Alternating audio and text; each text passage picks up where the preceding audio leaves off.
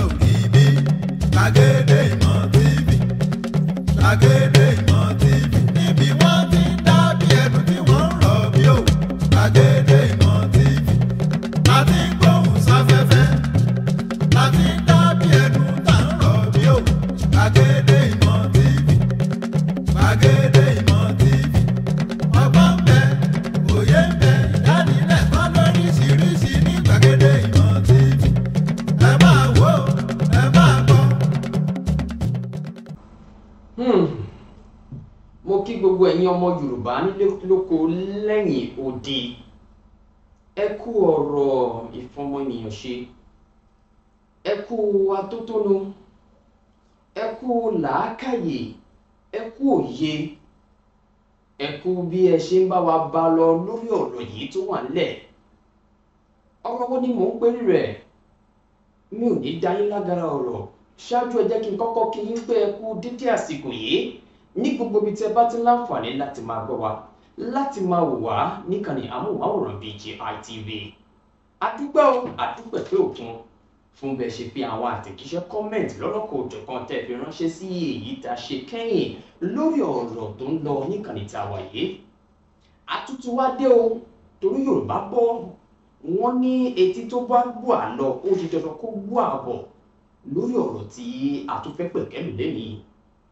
Ǹjẹ́ ẹ jẹ́ mọ̀ wípé bàbá tí olórílé ti orílẹ̀ Ifọ̀ tí wọ́n ṣe bí ó ṣe wù wọ́n sí láwùjọ ní ìta gbangba tó mú kí ọ̀dọ́ kan àbí ẹnìkan gbá bàbá náà láti ẹ̀yìn tí bàbá náà dẹ̀ sọ wípé ṣó mọ̀ wípé ara kábíyèsí ara mi ò mà yá.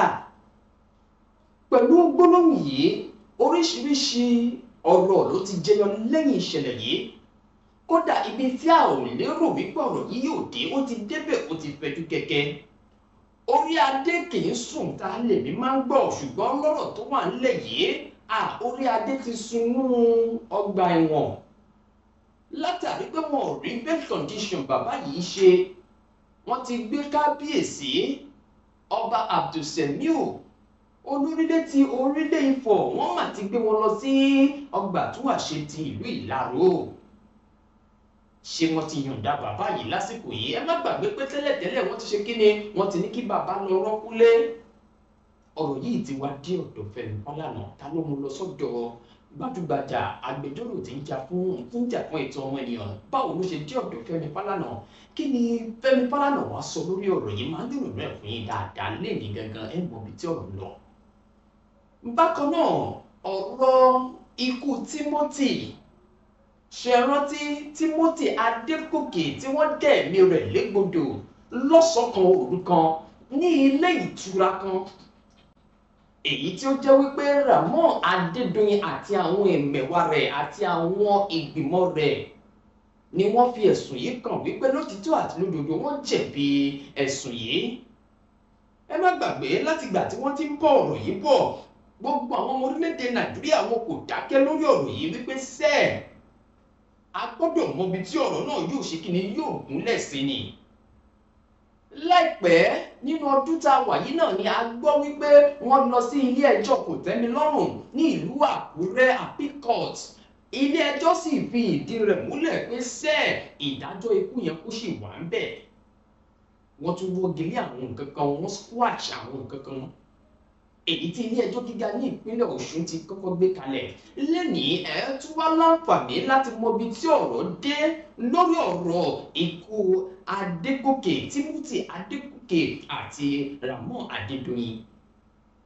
Ṣèbí àbẹ̀wò ni wọ́n ṣe lọ sí ọ̀dọ̀ ìyàwó Timothy Adégòkè láìpẹ́ yìí tí kò tí ì jìnnà rárá. Ìyàwó Timothy Adégòkè ó sọ àwọn ọ̀rọ̀ kan kódà ẹkún lè fẹ́ máa jábọ́ lójú ẹ̀. Ojú mẹ́rin kò lè dàbí ojú méjì. Ọwọ́ tó ti ń fúnni tẹ́lẹ̀ ó wá di wípé àwọn ọmọ ẹ̀ ìyàwó Timothy sọ̀rọ̀ kankan àwọn ọ̀rọ̀ tí wọ́n ti ń gbé pamọ́ fún àwọn ọmọ ẹ̀ látijọ́ yìí. Ṣàdédé ni ọ̀kan lára àwọn ọmọ Timothy Adégòkè dé láti ilé ẹ̀kọ́ ó ó dẹ̀ béèrè lọ́wọ́ ìyá rẹ̀ lójúkojú pé mommy is it true my daddy is dead wow wow ọ̀rọ̀ yìí ó bí omi jẹ́ fẹ́ bọ́ lójú èmi náà nígbà tí mo láǹfààní láti gbọ́ ọ̀rọ̀ yìí. Báwo ni ìyàwó Timothy ṣe ń gbé ìgbésí ayé rẹ̀ láti ìgbà tí ìṣẹ̀lẹ̀ yìí ti ṣẹlẹ̀? Ẹ ti gbọ́ láti ẹnu ìyàwó Timothy Adégòkè lẹ́yìn tí wọ́n dájọ́ ikú yìí ní appeal court tí ó kó sì wà síbẹ̀. Ẹ láǹfààní láti gbọ́ gbogbo ẹ̀ lẹ́yìn sá máa. Ọdún ní mímì kì í ṣe àìmọ̀kólókó àfin tèmi ò nílò ìdánimọ̀ lọ́jà. Tó bá dọ́jà báyìí wọ́n á mọ̀ kó dọ́jà ni. Èmi ti yín tòótọ́ Samuel Owóyẹmí fẹlẹfẹlẹ láyé lórúkọ mi fẹlẹ ní gbogbo èèyàn mọ̀ sí. Èmi náà kọ́ Ọlọ́run ọba òkè ló ń fún mi ṣe ní gbogbo ìgbà. Apàtẹ ètò bí ẹni pàtẹ ìlẹ̀kẹ̀. Awọkọ̀ ètò bí ẹni wọkọ̀ tírélà. Ṣé bẹ́ẹ̀ mi náà kọ́ Ọlọ́run ọba òkè ló ń fún mi ṣe ní gbogbo ìgbà. Ètò tó bá mọ́ gbọ́ lórí ni o. Lẹ́nìí mi ò ní dání lágara ọ̀sán náà láàárín ajẹnimú ní pẹ̀kọ̀rọ̀ máa ṣe lóní sànsàn lẹ́nìí fún yín. Tí wá ní pé kẹ́ farabalẹ̀ tó rí àwọn ọ̀rọ̀ tí mo fẹ́ gbéyẹ̀wò lẹ́nìí yìí ó ṣe pàtàkì ó kàn wá gbọ̀ngbọ̀ngbọ̀n à ń ṣe ìpalẹ̀mọ́ fún Yorùbá nation à ń sọ wípé a fẹ́ dé ilẹ̀ lérí àwọn nǹkan kan wà tó jẹ́ wípé tá a bá dé ilẹ̀ lérí wa ṣé kò tún ní padà jẹyọ ohun tó yẹ ká ti yanjú láti ìsìn yìí lọ. Ìbá dára kẹ́ bá mi létí bọra bí aṣọ kẹ́ bá mi bẹ̀rẹ̀ sí ní farabalẹ̀ gbọ́ àwọn ọ̀rọ̀ mi lẹ́yọ kọ̀ọ̀kan torí pé ó máa ń ṣe ìwúlò fún wa bá a bá dé ilẹ̀ lérí ìyẹn Yorùbá nation tá à ń lọ yẹn. Àwọn tó wà tó ń ṣẹlẹ̀ lásìkò yìí tí ò yẹ ká gbójú kúrò níbẹ̀. Ṣùgbọ́n jẹ́ kí n kọ́kọ́ bẹ̀rẹ̀ láti ọ̀dọ̀ Timothy Adégòkè ẹni tí wọ́n pa sínú ilé ìtura Hilton Town ní ìpínlẹ̀ Ọ̀ṣun. Ẹ má gbàgbé wípé ìṣẹ̀lẹ̀ yìí ló bẹ̀rẹ̀ láti oṣù kọkànlá ọdún 2021 níbi tí ó di wípé Timothy olùṣírò accountant ó fẹ́ lọ ṣe ètò ìdánwò masters ẹ̀ ní ilé ẹ̀kọ́ gíga OAU kó tó di wípé ó farapamọ́ sí ilé ìtura kan láì mọ̀ wípé ilé ìtura yìí ló máa jẹ́ ibi tí yóò fi ẹsẹ̀ kàn kẹ́yìn lókè erùpẹ̀. Lọ́pọ̀lọpọ̀ ìpè tó pè ìyàwó rẹ̀ wípé ìyàwó mi owó ti débi tí mo fẹ́ fi orí lélẹ̀ sí o kí n tó lọ ṣe ètò ìdánwò mi lọ́jọ́ kejì. Láì mọ̀ pé ìpè tí ìyàwó rẹ̀ ohun tó máa gbọ́ kẹ́yìn nìyẹn láti ẹnu ọkọ rẹ̀ Timothy Adégòkè. A fà á lọ láti ọdún 2021 wọ́n fà á lọ wọ́n fà á bọ̀ iṣẹ́ ìwádìí lọ lónípẹrẹwu wọ́n rí wípé lótìtọ́ àti lódodo ilé ìtura yẹn gan ni wọ́n ti pa kí wọ́n tó lọ ṣe òkú ẹ̀ lóòkú òru sí ibì kan Grief-Shallow. Iléeṣẹ́ ọlọ́pàá ṣe àwárí ẹ̀ níbi tí wọ́n ti wá bọ̀rọ̀ náà di ilé ẹjọ́ ní àwọn receptionist tí wọ́n fi ọ̀rọ̀ wá lẹ́nu wò ló bẹ̀rẹ̀ sí ní jẹ́wọ́ pé ẹ wò ó Ramon Adédoyin o òun ni wọ́n pa láṣẹ fún kóun yí ìwé padà kóun yí rìsíìtì padà dẹ̀ní ọmọ Ramon Adédoyin àti ìmọ̀bí tó wà. Ṣùgbọ́n gbogbo yín tí ẹ mọ bí ìṣẹ̀lẹ̀ yìí ṣe lọ mú kàn ní kí n kàn bíríìfù ẹ̀ fún yín ni.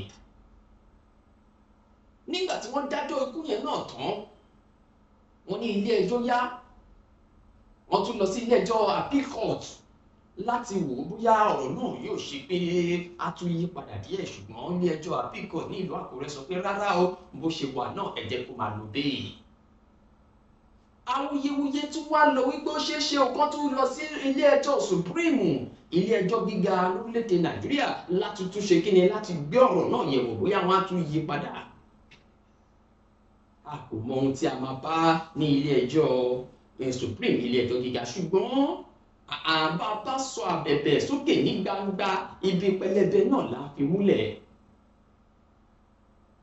Ẹni tó ṣe nǹkan tó yí tó borí tó ní ọba yìí ò lè rí mi ẹnìkan ò lè rí mi ṣó gbàgbé ní pọ̀npọ̀ ọ̀run ń bẹ lókè tí a rí gbogbo wa kedere. Ewé kan ò dẹ̀ ní jábọ́ lára gé ọlọ́rọ̀bọ̀ òkè máa mọ̀ sí gbogbo tó ṣẹlẹ̀ sí Timothy Adégòkè kedere lójú Ọlọ́run. Ọlọ́run mọ̀ sí gbogbo àwọn àṣírí náà ṣe ń tú lẹ́yọ kọ̀ọ̀kan ló fi di wípé wọ́n ṣe ìdájọ́ ikú. Kẹ́rẹ́kẹ́rẹ́ ìṣẹ̀lẹ̀ yẹn ṣẹlẹ̀ gbogbo ẹ̀ lọ bó ṣe lọ breadwinner mọ̀lẹ́bí kan wọ́n ṣe bẹ́ẹ̀ wọ́n dẹ̀mí ẹ̀ légbodò oríṣiríṣi la ń gbọ́.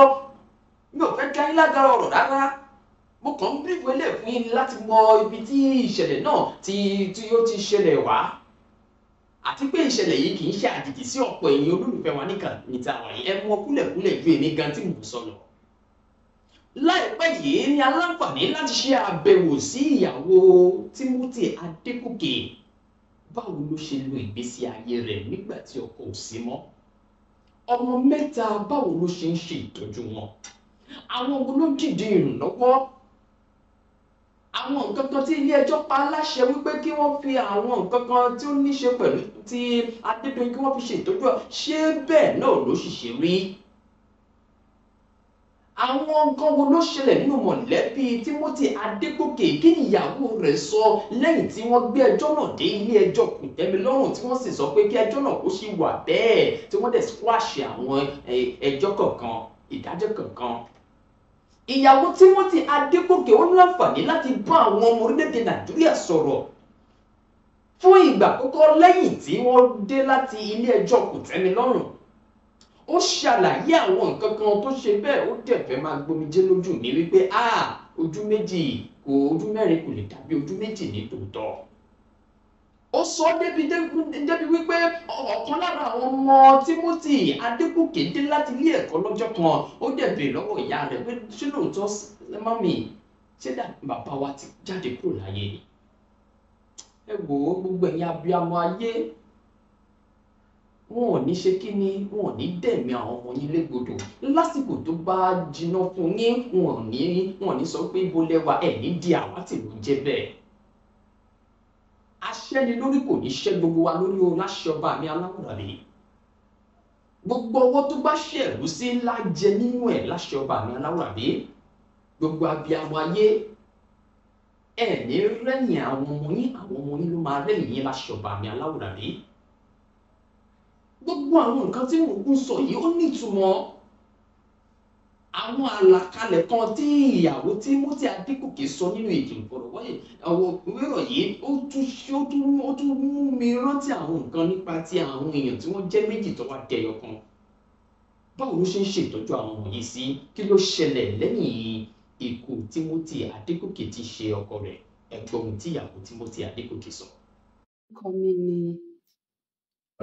Orúkọ mi ni Ìyáàfin Adégòkè Bọ́látitó, aya olóògbé tí wọ́n pa ní Hilton Hotel ní year 2001.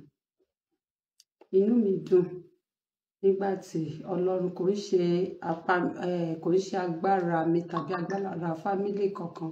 Mo mọ̀ wípé Ọlọ́run ló wà ní orí ìtẹ́.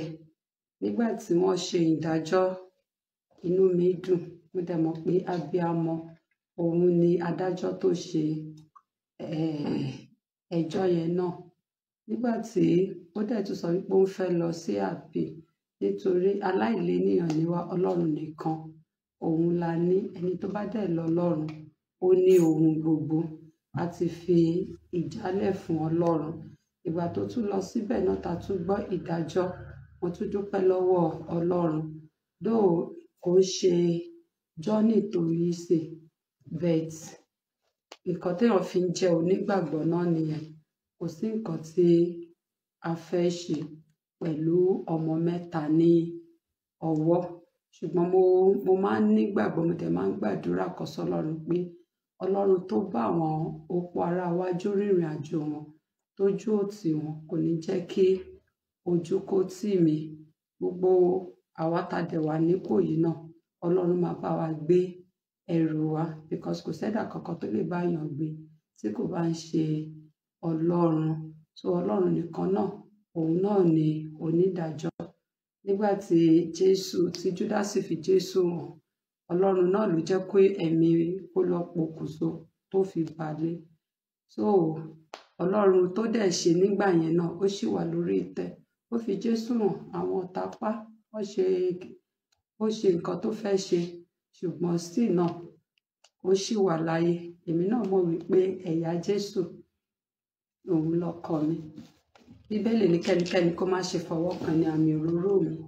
nígbà tí wọ́n dẹ̀ ti fi ọwọ́ kàn báyìí ìdájọ́ gbọ́dọ̀ tẹ̀lé torí bíbélì ní kékeré nínú ọ̀rọ̀ òun kì yóò lọ láì máa ṣẹ ó ní kẹ́nikẹ́ni má ṣe fọwọ́ kan ẹni àmì òróró nígbà tí wọ́n dẹ̀ ti fi kàn Ọlọ́run ló ń ṣe ìdájọ́ ẹ̀ ó dẹ̀ mọ̀ pé ìṣẹ̀dá tiẹ̀ náà kò sùn mo dẹ̀ dúpẹ́ lọ́wọ́ gbogbo ẹ̀yin tẹ́ gbárùkù tì wá láti bẹ̀rẹ̀ nípa àdúrà ọ̀rọ̀ ìtùnú jíjẹ mímu ẹ ṣé mo really appreciate yín o lórúkọ Jésù àwọn ọmọ yóò ní ṣíyìn rẹ̀ gbogbo ọmọlógo tó ti ara yín jáde ọmọ aráyé kò ní fi wọ́n ṣètùtù ọ̀rọ̀ lọ síbi gíga lágbára Ọlọ́run mo really appreciate o mo ṣe ìgbàgbọ́ tán ní ènìyàn ní aṣọ èèyàn mo really appreciate yín gan ẹ ṣé mo dúpẹ́ o. ẹ jẹ́ kí n béèrè àwọn ìbéèrè kan lọ́wọ́ yín ó ti tọ́dún mélòó lé ní báyìí.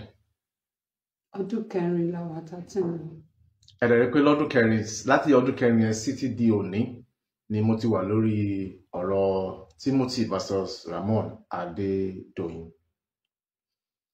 at the point ní court ní ọdún yẹn lọ́hùn tí ẹ fi bára jẹ́ dé level kan mo rí pé ìyáàfin Adépèlé Òjó wọ́n láti dìde wọnú yàrá bẹ́ẹ̀ náà bẹ́ẹ̀ kan. bẹ́ẹ̀ni. ìgbà tí wọ́n padà dé nínú court níbẹ̀ náà mo rí pé wọ́n ṣàbíamọ torí omi lé sáwọn náà lójú. bẹ́ẹ̀ni. ẹ dẹ̀ pèdè kan ní court lọ́jọ́ yẹn pé ṣé ẹ ò ní rí ìdájọ́ òdodo àti pé ṣé ẹ ò ní rí bàbá àbèjì mọ́ tí everybody fi ṣùgbọ́n yín jọ yẹn. now ẹ ká fi ìyẹn lẹ̀ Ọlọ́run bá ló ń ṣohun gbogbo ẹ̀dá kan lè gbìyànjú ni.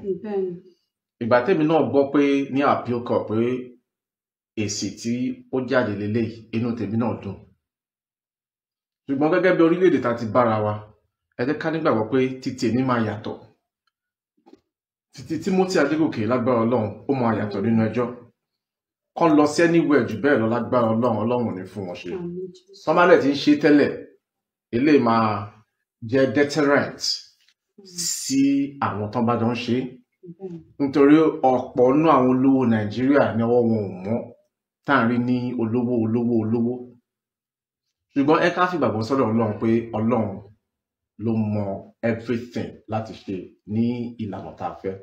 nígbà tí mo wọlé lọ́sàn-án yìí mo ní ṣe bẹ́ẹ̀ nígbàgbọ́ talent tó mu sí àhámọ́ tó wà Ọlọ́run náà ni gbogbo wa la mọ nǹkan tí Ramon Adédoyin tó ṣe nígbà tó ń wá láti Iléṣà tó wá ń jẹ́jọ́ ní High Court l'Óṣogbo ó máa rìn freely ni àwọṣọ tuntun àwọṣọ tó ti lọ ṣèbí ayé yìí náà ni kò sẹ́ni tí ò ní lọ mo kàn fẹ́ béèrè question kan lóòótọ́ ni pé ẹ ò kí ń ra nǹkan fúnra yín ọkọ yín olóògbé Timothy ló máa ń rà fún yín tẹ́ dárúkọ ńgbà yẹn náà báwa lè ṣe ń kó pẹ̀lú àwọn ọmọ mẹ́ta àwọn twins àti fine boy yẹn.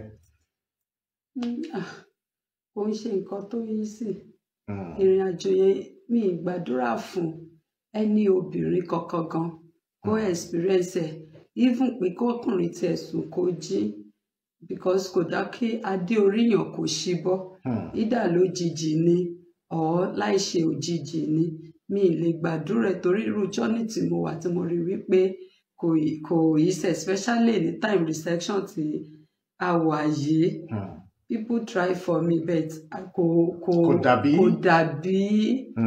dàbí tí mọ́tò bá bàjẹ́ tí gbogbo ẹ̀ bá bàjẹ́ èmi yìí nìkan náà ni tí mo bá náwó gan ẹ̀rọ àtúbà mi wípé ṣáwọn èèyàn nírò pé náà kùnà ni mò ń ná báyìí but kò sí nǹkan tí mo fẹ́ ṣe mi tí rí mi mọ ẹni tó lè dàbí bàbá Bèjì nítorí nǹkan oṣù expenses ilé gan kò ń sùn so kò ń ṣe. ẹ dárúkọ bàbá Bèjì fúlì kí lórúkọ wọn gangan fúlì. Timothy Adégòkè Olúwadámiláre. orúkọ lẹ máa fi ń pè wọn. best lẹ máa fi ń pè wọn. ẹ mọ tí mo fẹ́ kẹ́ ṣe látẹ̀ní lọ́mà títí tí a fi máa gbọ́ final pronouncement again kọ́ lọ sẹ́niwẹ̀ ni mo ń sọ sẹ́ tèmi náà dẹ̀ mọ̀ pé Ọlọ́run kì í ṣàbòsí ẹ bá mi dúpẹ́ lọ́wọ́ Ọlọ́run lórí àwọn ọmọ ẹ láti ìbẹ̀rẹ̀ ìrìn àjò yẹn over 4 years ago kí ni ìdúpẹ́ yín lọ́dọ̀ Ọlọ́run. mo dúpẹ́ lọ́wọ́ Ọlọ́run fún àdúró tiẹ̀ lórí ayé mi àti àwọn ọmọ àti gbogbo àwọn mọ̀lẹ́bí olóògbé tó fi sílẹ̀ torí kò sẹ́ni one of them látìgbà tá a ti wà wọn ò ṣàìsàn débi pé màmá gbé wọn káàkiri. Inú mi dùn, mo dúpẹ́ pé lóòótọ́ Ọlọ́run lọ́kọ opó kò ń fi opó sílẹ̀, ó wà pẹ̀lú mi. Mo dúpẹ́ gidigidi. Ọjọ́ tẹ́lẹ̀ yìí tó jẹ́ second born yẹn tó béèrè lọ́wọ́ mi pé mommy, where is my daddy? Hold on. It's okay. Mo ní your daddy has travelled. He came from school níjọ́ kan náà. Ó wà ní, is it true my daddy has died? Mo ní no, your daddy is not died. He will come and meet us one day. Stop. So ọjọ́ tó tún béèrè lọ́wọ́ mi, mo ṣàdúpẹ́ pé gbogbo bí mo ṣe ń sọ fún Ọlọ́run wà pẹ̀lú wa, kò jẹ́ kó máa rò, kò ń dà mí láàmú. Ẹni tí tó bá ṣáà ti fẹ́. Mo dúpẹ́ pé Ọlọ́run mú mi dúró bí 2 in 1 because I do tell people pé opó gangan ni woman, wú àti man, pé àwa gangan ni wọ́n pè ní man torí àti di obìnrin pẹ̀lú ọkùnrin, àwa gangan ni woman. So anytime tí bá ti sọ fún ó máa ń gbọ́. Mo dúpẹ́ lọ́wọ́ Ọlọ́run pé kò gbóná òdì torí tó bá jẹ́ pé ọmọ mi ni ó máa béèrè dádì òun débi pàgbára tèmi náà ò ní ká. Ṣùgbọ́n mo dúpẹ́ ní ọwọ́ Ọlọ́run olú ìjọ mímọ́ pé kò fi wá sílẹ̀. Ọjọ́ kan ó tún rí picture daddy torí picture daddy ẹ̀ wà nínú room. Ó ní see my daddy, he cannot talk. Ẹgbẹ́ kọ́ ni má wọlé. Hello mommy Bright, journalist yẹn ti wà lọ́dọ̀ mi. Mo ti gbọ́ journalist yẹn ti wà lọ́dọ̀ mi ni mo ṣe wálé padà. Mo máa pè yín padà. Ẹ continue. Okay, now ẹlẹ́ka ṣe báyìí. Age wo ni àwọn twins yín wà àti last born? Presently. Àwọn twins ṣe 10 years ní last year, wọ́n ti 11 báyìí. Okay. So Samuel 5. Age wo dẹ̀ ni dáàdì wọn wà nígbà tí ìṣẹ̀lẹ̀ fi ṣẹlẹ̀? 37. Age wo lẹ́yìn wà ń gbà yẹn ma? 33. Wow. Òun náà lẹ́ ń gbọ́ yẹn, ẹ̀yin olólùfẹ́ ìkànnì EPG television. Èmi like continuity to the last. Ọlọ́run náà ní strength èèyàn torí ojú rí tó nígbà tí à ń lọ court látàbẹ́kúta ń gbà yẹn náà. Ẹ jọ̀ọ́ mo fẹ́ fàǹfààní ìbẹ̀yìn pé ẹ jẹ́ ká gbìyànjú ká ní trust nínú Ọlọ́run pé Ọlọ́run bá ló ń dáyàn sí. Ọlọ́run dalẹ̀ ló máa tún ṣe nǹkan míì tí a ò kì í lérò nígbà mi, ṣùgbọ́n Ọlọ́run mo bẹ̀ ẹ́ má fi wá dára tí ò dáa. Ìdílé Timothy Adégòkè náà tíyàwó àtàwọn ọmọ mẹ́tẹ̀ẹ̀ta tí ó fi sílẹ̀ sáyé, Ọlọ́run bá mi dúró tì yín, Ọlọ́run bá mi lọ́rọ̀ ẹ̀mí yín, gbogbo ìtẹ̀dẹ̀ fẹ́ lórí kéèsì yìí lágbára Ọlọ́run á wá sí ìmúṣẹ. Láti bẹ̀rẹ̀ 4 years ago yẹn títí di appeal court torí à ń gbọ́ pé ó fẹ́ lọ sí Supreme Court ìjẹun Ramon Adédoyin. Ìdúpẹ́ yín lọ sọ́dọ̀ bàbá Fẹ́mi Fálànà, ṣé bẹ́ẹ̀ ni? Bẹ́ẹ̀ni, mo dúpẹ́ lọ́wọ́ bàbá Fẹ́mi Fálànà bó tẹ̀ jẹ́ pé iṣẹ́ wọn ni mò ń rí. Mo fẹ́ lè pè wọ́n ní gbàkejì Elédùmarè pé mo rí torí mi ì dá wọn mọ̀ tí mo bá pàdé wọn ní ojú ọ̀nà gan mi ì dá wọn mọ̀, but abiyamọ ni wọ́n, ọkùnrin ni wọ́n mọyì ọmọ. Mo dúpẹ́ lọ́wọ́ wọn gidigidi. Àtìyá òfin Adépèlé Òjó, àwọn abiyamọ ni wọ́n. Oríyọmí Amsat, orílẹ̀ dúpẹ́ lọ́wọ́ wọn gidigidi. Bàbá Gbàgede tí mo wà lọ́dọ̀ tẹ́lẹ̀. Bàbá Gbàgede, in fact mélòó ni kò sí iye tí mo fẹ́ dúpẹ́. Àwọn Nàìjíríà tó dáwó ń gbà yẹn náà. Gbogbo ẹ̀yin tẹ́ wà ní diaspora mo dúpẹ́ lọ́wọ́ yín gidigidi. Ọlọ́run ló ẹ lóra yín, mo really appreciate yín gan. IBCJ àwọn náà tún wá síbí lórúkọ Jésù. Gbogbo ibi tẹ́ bá ń lọ báyìí àánú Ọlọ́run á máa fọhùn fún yín ni o. Gbogbo ẹ̀yin ọmọ Nàìjíríà Ọlọ́run nìkan ló lè bá mi dúpẹ́ lọ́wọ́ yín torí ìrìn àjò yóò máa ń ya èmi gan lẹ́nu ni. Àwa aláìléníyàn tí Ọlọ́run wá sọ di ẹni tó jẹ́ wípé gbogbo èèyàn òun rí tó ń ṣàdúrà lọ́tùn lósì. Mo really appreciate yín o. Ẹ ṣé gidigidi o. Ilé àtọ̀nà yín ò ní bàjẹ́ o. Ẹ ní sọmọnù lójijì o. ẹ ní sọkọlù lójijì lórúkọ Jésù o. Mo tún wá ń fi eléyìí tún advice gbogbo àwa tá tún jóbìnrin tá ṣì lọ́kọ. Ẹ jọ̀ọ́ ẹ má jẹ́ ká máa wà ṣiṣẹ́ àwọn ọkọ wa. Ẹ jẹ́ bébì ni wọ́n, ẹ jẹ́ ká máa ṣe wọ́n bí bébì. Ibi tí wọ́n bá ń lọ, ẹ jẹ́ ká máa béèrè. Tó bá já dágbére pé àwọn lọ síbì kan, ẹ jẹ́ ká máa mọ́nítọ̀ wọn. Bébì ni gbogbo ọkùnrin o lórúkọ Jésù, ẹ̀ ní dopò ọ̀sán gangan o. Ẹ jọ̀ọ́ nítorí Ọlọ́run, ẹ má jẹ́ ká máa wo àṣìṣe ara wa. Ibi tá bá ti dá síra wa, Ọlọ́run gbọ́n o. Ibi tá bá ti dá síra wa òun ní ká máa wò. Tá bá ti ń wá àṣìṣe ara wa, kò ní da ìrìn àjò pọ̀, ìrìn àjò single mother kò ń ṣe ìrìn àjò tó yí sí o. Lórúkọ Jésù, ẹ̀ ní sọmọnù, ẹ̀ ní sọkọnù. Ẹ jẹ́ ká máa mú àwọn ọkọ wa bíi bébì, ká máa mọ́nítọ̀ wọn. Lastly, kí lẹ fẹ́ kí ọmọ Nàìjíríà túmọ̀ pé èyí tó kàn náà ni pé ó fẹ́ lọ sí Supreme Court kan ṣùgbọ́n yín kan lè support yín àbí bẹ́ẹ̀ kọ́, because support àwọn èèyàn náà ni ẹ ní àtàdúrà wọn torí until justice is served. So ẹ bá mi kàn. Ẹ̀yin ọmọ Nàìjíríà, wọ́n ní tí náà ò bá tán láṣọ ẹ̀jẹ̀ ó tán ní èékánná. Wọ́n dẹ̀ ní ọmọ tó bá mú owó délé, má ní mò ń pa òwe níwájú ẹ̀yin àgbà o, bí ọmọ tó bá mú owó délé òun nìyẹn máa rìn ló máa yìn. Ẹ̀mí sísú ẹ̀mí rírẹ̀ kò ní wọnú ayé yín. Ẹ jẹ́ kí wọ́n tún sọ wípé ó likely kò tún lọ sí Supreme.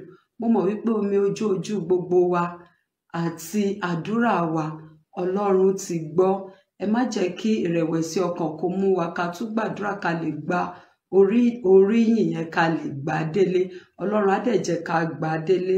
Ẹlẹ́dàá ọkọ mi náà, òun náà ò ní sùn àfìgbà tó bá rí justice. Ẹ jọ̀ọ́ kò ní sú yín, kò ní rẹ̀ yín o. Ẹ ṣé, mo really appreciate. Orúkọ yín ní parí mà. Orúkọ mi ni Ìyáàfin Bọ́látitó Adégòkè Victoria, tí àwọn èèyàn máa ń pè ní Ìyá Ìbejì. In fact, mi ìmọ̀ gan tó ti sọ mí ní ìjọba. Ọba tó ṣe báyìí ìjọba mi mọ́ kíní. Mo ṣáà really appreciate yín. So aka ìjọba. Ọ̀rọ̀ òun lẹ gbọ́ lẹ́nu ìyàwó olóògbé Timothy Adégòkè. Ohun tí ojú rẹ̀ rí lẹ́yìn tí ọkọ rẹ̀ jáde kúrò láyé. Ẹ gbọ́ bó ṣe sọ di mímọ̀ ní wípé ọ̀kan lára àwọn ọmọ rẹ̀, ọmọ olóògbé, ó wá béèrè lọ́wọ́ rẹ̀ wípé ṣé lóòótọ́ ni pé bàbá àwọn ti ṣaláìsí. Ìgbà míì wọ́n á tún rí àwòrán bàbá wọn, á tún mú ìbéèrè míì jáde. Ẹ gbọ́ gbogbo ẹ̀ pátápátá. Mo wá nífẹ̀ẹ́ arábìnrin yìí látàrí ó mẹ́nuba àwọn èèyàn tó dàbí èjìká tí wọ́n jẹ́ kí aṣọ yè lọ́rùn ẹ̀. Látòrí bàbá Fálànà, Oríyọmí Hamzat, adájọ́ tí ó dájọ́ náà lọ́jọ́ tí à ń wí yìí, dórí àwa gan tí ń ṣe gíwá ìkànnì tí a wà yìí, ìkànnì amóhùnmáwòrán Bàbá Gbàgede Ìmọ̀ fún ipa ribiribi èyí tí wọ́n kó lórí ìṣẹ̀lẹ̀ náà láti rí pé ìdájọ́ òdodo ó lékè lórí ikú Adégòkè, Timothy Adégòkè. Ẹ̀mí ń gbà á ládùúrà wípé ìrànlọ́wọ́ ní gbogbo ọ̀nà á máa dìde fún ìyàwó Timothy Adégòkè. Kò ní rí ọjọ́ kan láti sọ wípé mi ò rí ìrànlọ́wọ́ mọ́. Kò ní dé bá lágbára Ọlọ́run. Àwọn ọmọ tí olóògbé wá fi sílẹ̀ sáyé yìí, wọ́n á ṣe bẹ́ẹ̀, wọ́n á débi gíga. Ibi tí bàbá wọn ò láǹfààní láti dé ní rere, àwọn ọmọ yìí wọ́n á débẹ̀, wọ́n á tújù bẹ́ẹ̀ lọ. Ibi tó bá wá wù wọ́n o kí wọ́n tún kọrí lọ wípé ilé ẹjọ́ gíga yá o, májísírèètì yá láti yí padà. Ọlọ́run kì í sí lẹ́yìn ẹ̀yìn alábòsí o. Ẹ wò ó, funfun báyìí láṣọ lékelèké. Gbogbo tó bá ní ṣe pẹ̀lú ìdájọ́ òdodo lórí ọ̀rọ̀ tí mo tó lápàdé, wọ́n sì dáhùn nǹkan lójú pé wọ́n sì lè yí padà. Ṣùgbọ́n èmi sọ o, tí Ọlọ́run bá ń bẹ lókè, ìdájọ́ òdodo á ṣe lórí ọ̀rọ̀ yìí. Ìdájọ́ òdodo tí mo wá mẹ́nu bàyí náà ló tún mú mi lọ sí ibi tí mo fẹ́ lọ lásìkò yìí. Ìṣẹ̀lẹ̀ yìí tó ṣẹlẹ̀ láàárín ọ̀sẹ̀ yìí, ibi tí olórí ilé ti orílẹ̀ Ifọ̀ ní ìpínlẹ̀ Ògùn ọba Abdulsemiu tí àwọn náà tún ṣe agbára ṣé ká sọ wípé wọ́n ṣe ipò lónìí ṣé wọ́n ṣe agbára lónìí ó ṣeé ṣe kó rí bẹ́ẹ̀ kí n tẹ̀ ṣe kó ṣeé ṣe kó rí bẹ́ẹ̀ náà ni wọ́n máa sọ wípé ọba bá lórí ohun gbogbo àwọn nǹkan wà tó jẹ́ wípé ọ̀rọ̀ yìí kò lọ nípa ti àwọn ìwà kan àwọn ìwà kan wà láwùjọ tí ò yẹ ká máa rí lọ́wọ́ àwọn kábíyèsí àwọn lọ́balọ́ba wa ní ilẹ̀ Yorùbá ṣùgbọ́n èyí tí ọba yìí wù ó ti jẹ́ kí wọ́n máa sọ àwọn ọ̀rọ̀ kan tí ò nítumọ̀ sí àwọn ọba wa nílẹ̀ Yorùbá kódà ó ta epo sí aṣọ àlà wa nílẹ̀ Yorùbá ẹ ti rí amúpọ́nrún yẹn wá fún yín ibi tí ọba yìí ti ń rọ̀jò èpè ní olórí lé ẹni yìí tí ń jẹ́ olóyè Àríọlá Abraham JP ẹni ọdún 73 73 years kí lọ́jọ́ orí kábíyèsí yìí ó fi yé mi dájúdájú nínú iṣẹ́ ìwádìí wípé bàbá yìí ó ju kábíyèsí náà lọ kí láyé dà báyìí ipò wo gan ni àwọn ọba wa wà lásìkò yìí kí ló dé ọ̀rọ̀ yìí kí n má fa ọ̀rọ̀ gùn ó ti débi tí ó lápẹẹrẹ o bí bàbá Fẹ́mi Fálànà ṣe dá sí ti ọ̀rọ̀ Timothy Adégòkè wọ́n tuntun ṣe bẹ́ẹ̀ o wọ́n tuntun fẹ́ dá sí eléyìí níbi ètò ìfọ̀rọ̀wérọ̀ tí bàbá Abraham Àríọlá ṣe lẹ́yìn ìṣẹ̀lẹ̀ náà bàbá yìí sọ àwọn nǹkan kan bí ìṣẹ̀lẹ̀ náà ṣe rí gangan bàbá yìí níbi tó ti ń ṣe ìfọ̀rọ̀wérọ̀ pẹ̀lú àwọn oníròyìn lọ́jọ́ tí à ń wí yìí ó ṣe àlàyé níbi tí à ń wò yìí ó ṣe àwọn àlàyé kan tó jẹ́ wípé ó tan ìmọ́lẹ̀ sí ohun tó ṣẹlẹ̀ lọ́jọ́ tí à ń wí yìí gangan tó fi di wípé ó dàbí pé wọ́n tẹ ẹ̀tọ́ bàbá yìí mọ́lẹ̀ ní ọ̀nà àìtọ́ àwọn ọmọ orílẹ̀-èdè Nàìjíríà wọ́n dìde wọn kò sùn lórí ọ̀rọ̀ yìí wọ́n dìde bíi ti ọ̀rọ̀ Timothy náà ní wípé sẹ́ẹ̀ kábíyèsí yìí wọ́n gbọ́dọ̀ ṣe kí ni wọ́n gbọ́dọ̀ rọ̀ lóyè wọ́n gbọ́dọ̀ ṣe gbákan ni wọ́n gbọ́dọ̀ lé kúrò nílùú ní oríṣiríṣi ni àwọn ọmọ orílẹ̀-èdè Nàìjíríà ń sọ lórí ìṣẹ̀lẹ̀ yìí gangan ìjọba ìpínlẹ̀ Ògùn wọ́n gbé ìgbésẹ̀ wọ́n pọ̀rọ̀bà yìí lọ́jọ́ tí à ń wí yìí àtẹni tí ọ̀rọ̀ kan olóyè yìí Àríọlá Abraham bàbá wọ́n gbọ́rọ̀ lẹ́nu àwọn méjèèjì ìjọba ìpínlẹ̀ Ògùn dẹ̀ gbé ìgbésẹ̀ pẹ̀lú ìgbìmọ̀ àwọn ẹ̀dá wọ́n dẹ̀ ní kí ọba yìí kó lọ rọ́kúnlé fún oṣù 6 kò wá tún tó síbẹ̀ wọ́n tún gbé bàbá yìí wọ́n gbé kábíyèsí Abdulsemiu olórílẹ̀ ti ìlú orílẹ̀ Ifọ̀ wọ́n tún gbé wọn dé ilé ẹjọ́ ibẹ̀ ni wọ́n ti gbónídùúró wọn látàrí pé wọ́n wá tẹ̀rí bail condition gbà ó di wípé wọ́n gbé kábíyèsí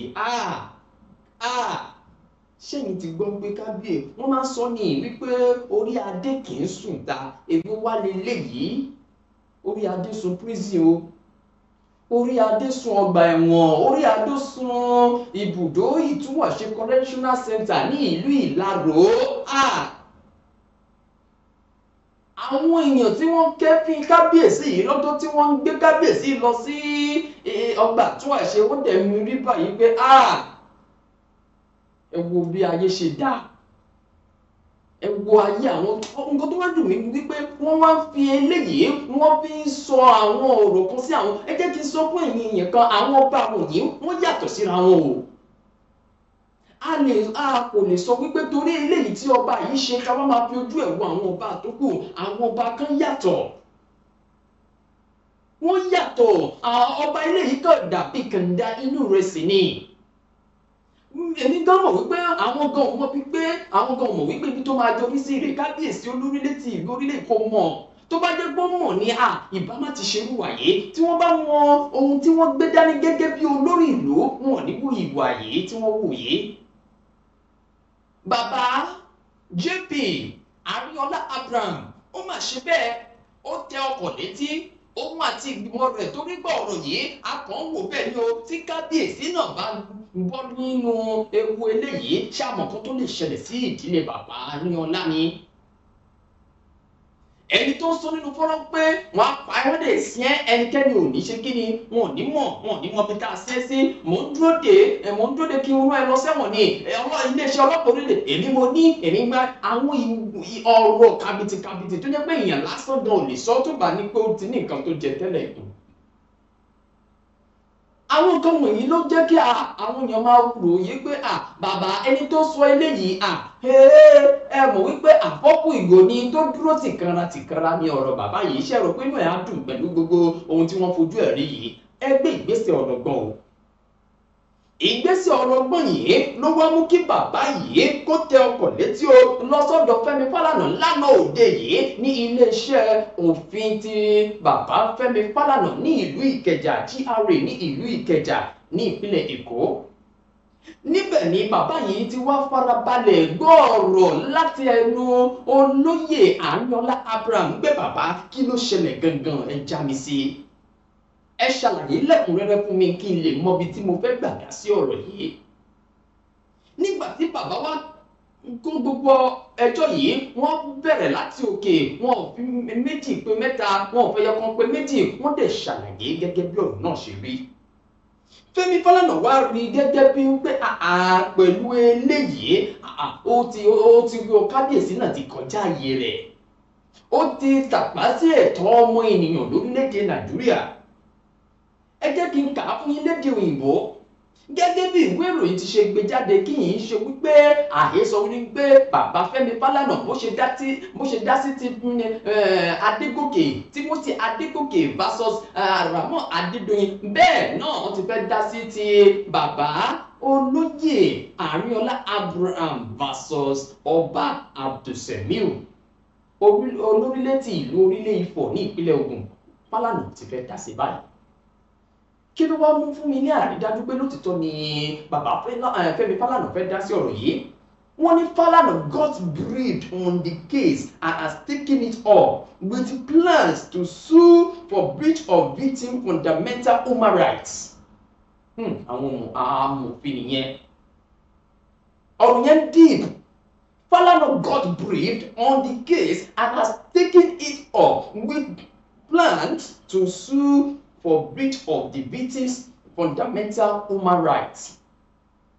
He assured the victim that his fundamental rights, ẹ̀tọ́ wọn tí wọ́n ti tẹ̀ mọ́lẹ̀, would be upheld, and that the chamber would provide necessary legal assistance.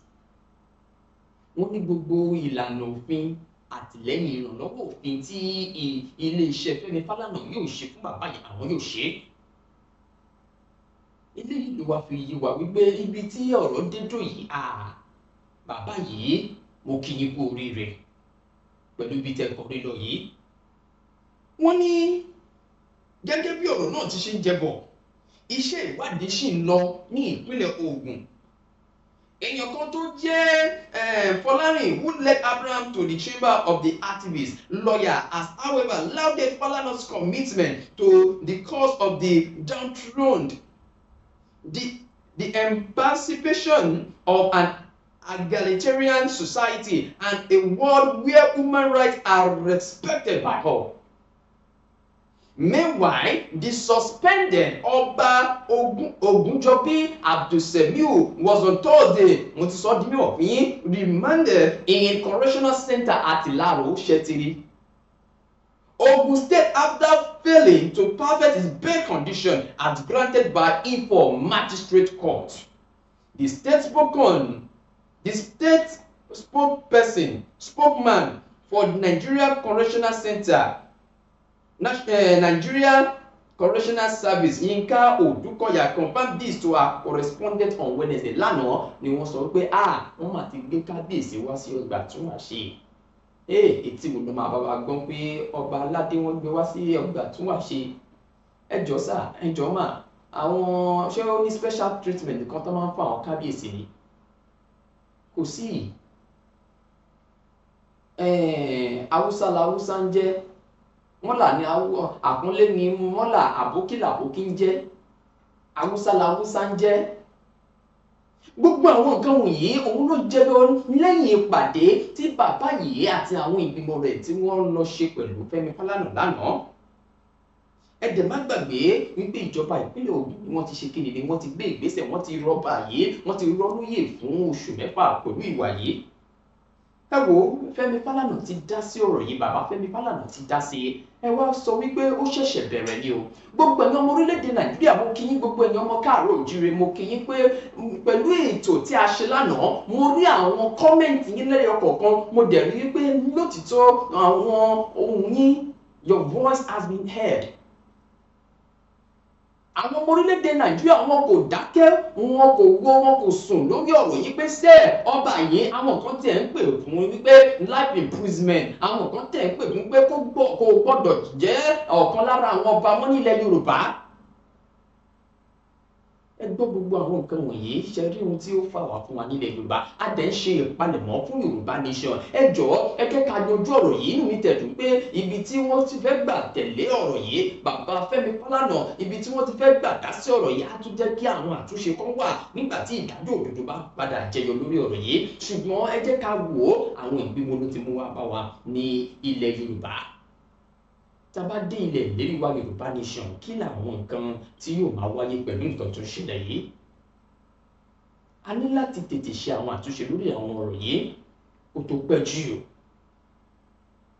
Àwọn èèyàn kan fún ẹ̀yin eléyìnbó, ẹ̀yin tẹ́ sì jẹ́ ọ̀jọ̀gbọ́n tẹ́ láǹfààní láti wò mí lénìí. Wọ́n jókòó, wọ́n bá mi analyze ẹ̀, gbogbo nǹkan tí mò ń sọ yìí wọ́n tún bá mi bomi rín níbi ètò wọn tí wọ́n jókòó. Ẹ mọ̀ pé a gbọ́ ti akọ̀ròyìn kan lánàá, àwọn akọ̀ròyìn, àwọn oníròyìn tí wọ́n tún mọ̀ ti fún tẹ̀dọ̀ ibi tọ́rọ̀ náà lè fì sí, wọ́n tún jókòó, wọ́n tún sọ̀rọ̀ nípa rẹ̀. Wọ́n ní ó dájú wípé ṣé ọba yẹn ṣe first class ọba ni àbí irú ọba wo ni tó lè wú irú ìwà yẹn. Kódà nínú iṣẹ́ ìwádìí wọ́n ní ọba yìí ó ti ṣe bẹ́ẹ̀ fún èèyàn kan tó jẹ́ olórí ẹ̀sìn nígbà náà, ó dá dọ̀bálẹ̀, ó dẹ̀ ṣe kíni, ó dẹ̀ kó ní ẹgbàá. Níbi tí ìlú tí ìṣẹ̀lẹ̀ yìí náà ti ṣẹlẹ̀ ni wọ́n sọ débi wípé ọba yìí kò ṣẹ̀ṣẹ̀ máa ṣe bẹ́ẹ̀, ó ti ń ṣe bẹ́ẹ̀ tẹ́lẹ̀tẹ́lẹ̀. Àwọn tó wà tó dé wípé a gbọ́dọ̀ ṣe àkíyèsí sí, a gbọ́dọ̀ fi àkíyèsí sí torí èní kó torí ọ̀la ní ilẹ̀ Yorùbá. Gbogbo ojú, all eyes on us now, gbogbo ojú ló ti wà ní ẹ̀yà Yorùbá. A gbọ́dọ̀ ṣàtúnṣe, a ní láti ṣàtúnṣe yìí ká tó dé ilẹ̀ ìlérí wa. A gbọ́dọ̀ ṣe àwọn nǹkan kan bíi wípé ìjọba dé ilẹ̀ ìlérí, àwọn nǹkan wọ̀nyí ò gbọ́dọ̀ jẹyọ mọ́. Àwọn kábíyèsí first class ọba nílẹ̀ Yorùbá, ẹ jọ̀ọ́ sà, àwa náà ṣì ń retí àwọn ìgbésẹ̀ tẹ́ fẹ́ gbé lórí ọba yìí. Mo mọ̀ wípé ẹ̀yin náà, ẹni tó bá sọ pé òun ò tí ì rí fọ́nrán yẹn ní orílẹ̀-èdè Nàìjíríà, ẹ bá mi bi wọ́n léèrè dáadáa, ṣé wọ́n ṣe wà? Àwọn tó wà lókè òkun gan wọ́n ń rí tó mú wọn kí wọ́n máa pè fún ìdájọ́ òdodo. Fẹ́mi Fálànà, bàbá Fẹ́mi Fálànà, gbajúgbajà agbẹjọ́rò tí ń jà fún ẹ̀tọ́ ọmọ ènìyàn, wọ́n ti dá sí ọ̀rọ̀ yìí. Àwọn èèyàn tí wọ́n mọ̀ ti fún tẹ̀dọ̀ ibi tí ìṣẹ̀lẹ̀ náà lè fì sí, àwọn náà tún wá jókòó, wọ́n bá mi analyze ẹ̀ dáadáa lédè òyìnbó, mo gbìyànjú láti túmọ̀ fún yín, ẹ̀ náà ẹ̀ gbọ́. Wọ́n jókòó, wọ́n analyze ẹ̀ dáadáa pé kí ló dé? Ṣé irú eléyìí gbọ́dọ̀ tún máa ṣẹlẹ̀ lórílẹ̀-èdè Nàìjíríà, pàápàá jùlọ nílẹ̀ Yorùbá? Ẹ má jẹ́ kí n bó òkú lọ ní olóró, ẹ má jẹ́ kí n dá yín lágara ọ̀rọ̀, torí mo ti sọ di mímọ̀ fún yín pé sàn la fi ṣe lénìí àjẹmúni pẹ̀kọ̀rọ̀. Ẹ jẹ́ ká sojú abẹ́ǹkó, ẹ jẹ́ ká gbọ́ láti ọ̀dọ̀ àwọn ènìyàn tí wọ́n jókòó jíròrò, tí wọ́n sọ bí ọ̀rọ̀ náà ṣe rí sí lápò ara wọn lójú ìwòye wọn. Ọdún ní mímì kí n ṣàìmọ̀ fólókò àfi tèmi ò nílò ìdánimọ̀ lọ́jà. Tó bá dọ́jà báyìí wá mọ̀ kó dọ́jà ní èmi tí ń tòótọ́ Samuel Owóyẹmí, fẹ́lẹ́fẹ́lẹ́ láyé lórúkọ mi, fẹ́lẹ́ ní gbogbo èèyàn mọ̀ mí sí. Èmi náà kọ́, Ọlọ́run ọba òkè ló ń fún mi ṣe ní gbogbo ìgbà. Àṣírí àwọn Fúlàní ti tú o. Ibo làṣírí wọn ti tú nílẹ̀ Yorùbá? Tó bá dọ̀là máa yàn lọ́rọ̀ fún yín dáadáa. Ṣùgbọ́n ẹ jẹ́ ká lọ wo eléyìí. Ibi àwọn èèyàn ṣe jókòó jíròrò lórí ọba Abdulsemiu Ògúnjọbí, olórílẹ̀ ti ìlú Orílẹ̀ Ifọ̀, látàrí ìwà tí wọ́n hù sí bàbá Abraham Arinola JP ẹni ọdún mẹ́tàléláàádọ́rin 73 years. Ẹ gbọ́ bí àwọn ènìyàn ṣe sọ̀rọ̀ yẹn sí. All right, let's move straight to our next conversation. Let's move straight to Ogun State, where dictators are never as strong as they think they are, and people are never as weak as they think they are. In this vein, the Ogun State Police Command has invited and interrogated the Olorile of Orile-Ifo, Oba Abdulsemiu Ogunjobi, for assaulting a 73-year-old chief, Areola Abraham. This is just as the state government slammed a 6-month suspension on the monarch. Ogunjobi had sparked outrage after a viral video surfaced showing him verbally and physically assaulting Areola. In the 2-minute clip, Areola was seen kneeling on the road while a man said to be Ogunjobi cursed him and his family while accusing him of conspiracy. Meanwhile, the Ogun State government has placed the monarch on a 6-month suspension for his uncivil conduct, not befitting the status of an Oba. BK, very heartbreaking, regardless of whatever the crime is. This is an action not befitting of an Oba. Your thoughts on this when you saw that viral video? I was very angry because I felt that the monarch behaved exactly like a thug. And at a point he was even saying, look, when the victim complained that he was healed after being slapped from behind. You know, that kind of slap can cause a seizure because he was not expecting it, and then somebody way younger than him just slapped him from behind. It elicited both shock and pain. And he then said, I'm sick. Oh. At that point, the monarch said, we can kill you here. Nothing will happen. And he was also saying that he controls the police, that he will send him to jail and all that. I think that the police itself should take this matter seriously, beyond the enforcement of the right of the man who was assaulted. You can't denigrate the police in the way that you have done, because he was given the impression that whatever happens, he can use the police to send a man to jail. This is not the first time this kind of thing So happened. what kind of police do we have? That people will just think that whatever happens, look, the police will back them, even if they were wrong. So is it that we have a police that operates outside of the law and will readily back a big man against the underdog? So that has to be cleared. The statement that he made should worry the police, because it doesn't help the image of the police for people to be talking in this manner. That means we have a police that is so pliable, that is always at the beck and call of big people in our country, and a police that will not back the ordinary person in the case of conflict. The police has to show clearly that it does not brook this kind of nonsense, or people humiliating the police as some activists will do.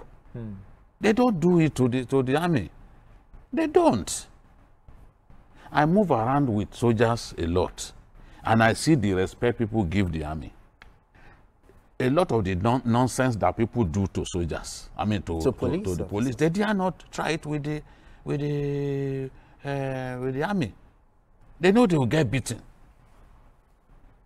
You know, and then this habit of believing that, okay, let me humiliate someone, beat him up and record the beating. The nerve. You know, believing that way you have diminished him, you have bruised his ego, and that is standing in the society will have been terribly eroded. Exactly, worthless. The mistake they make is, once it goes viral, it will trigger agitation for the law enforcement agencies to do something about the aggressor. Look at the woman that somebody's staff stole some of her things, jewelry and all that, and then she bought canes, pankere, for people to be flogging the girl, and then recorded it. At the end of the day, those guys were arrested. The police put them on trial. So some of the things you see that we put out for people to see on social media could, the blowback for us, exactly. the blowback would even be worse than True. the treatment that you meted out to the person that offended you. So this traditional ruler, if he was now Wujale, for example, because his area of influence must be a tiny one. He looks like an insignificant traditional ruler. People don't know him. You know, he's not somebody that you readily even remember his name. And he had this exaggerated impression of himself that people must be fiercely loyal to him. Otherwise, they don't deserve to live. Otherwise, they will be beaten.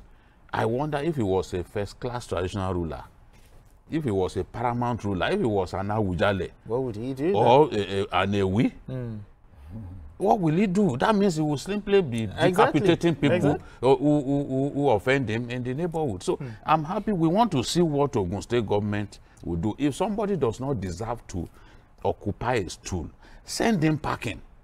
Once you do the investigation, send him packing. We now have thugs becoming Obas in Yoruba land. Some people were thugs where they used to work.